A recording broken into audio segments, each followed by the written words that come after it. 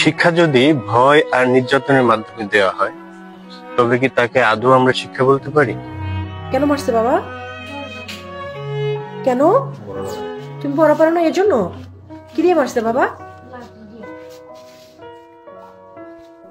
একজন শিক্ষক, যার হওয়ার কথা ছিল অভিভাবকের মতো স্নেহশীল, কিন্তু তিনি হয়ে উঠলেন নিষ্ঠুর। এই ছোট্ট শিশুটির দিকে তাকান।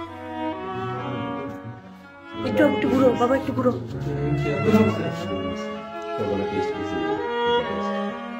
তোর নাম কি বাবা? তার গায়ে লাল ফুলে থাকা মারের দাগগুলো কি আপনার বিবেকে একটু নাড়া দিচ্ছে না? শিক্ষা যদি ভয় আর নির্যাতনের মাধ্যমে দেওয়া হয়, তবে কি তাকে আদৌ আমরা শিক্ষা বলতে পারি? এই শিশুটি তো কোনো অপরাধ করেনি, তবে কেন এই অমানবিক আচরণ? 2013 সালে শিশু আইন অনুযায়ী কোন শিশুকে শারীরিক কিংবা মানসিক নির্যাতন করা দণ্ডনীয় অপরাধ। কিন্তু দুঃখজনক হলেও সত্য, আজও কিছু শিক্ষক এই জঘন্য অপরাধটি করে যাচ্ছেন, যা সত্যি খুবই অমানবিক। তোর নাম কি বাবা? ভাইয়া, ওর স্কুলের নামটা বলেন তো। পলাশপুর সরকারি প্রাথমিক বিদ্যালয়।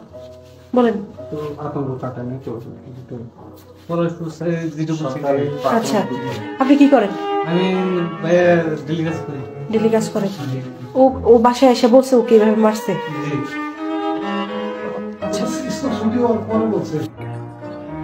শারীরিক শাস্তি কোন শিক্ষার অংশ হতে পারে না। এটি শিশুর মানসিক বিকাশে বাধা দেয়, তাদের আতঙ্কগ্রস্ত করে তোলে এবং তাদের আত্মবিশ্বাস নষ্ট করে দেয়। শিশুরা আমাদের ভবিষ্যৎ, তাদের নিরাপদ পরিবেশ দেয়া আমাদের দায়িত্ব।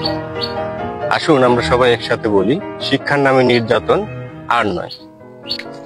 আপনার মূল্যবান মতামত দিন। আপনি কি মনে করেন শিশু শারীরিক নির্যাতন বন্ধ হওয়া উচিত? কমেন্ট করুন, শেয়ার করুন এবং সামাজিক সচেতনতা বৃদ্ধি করুন।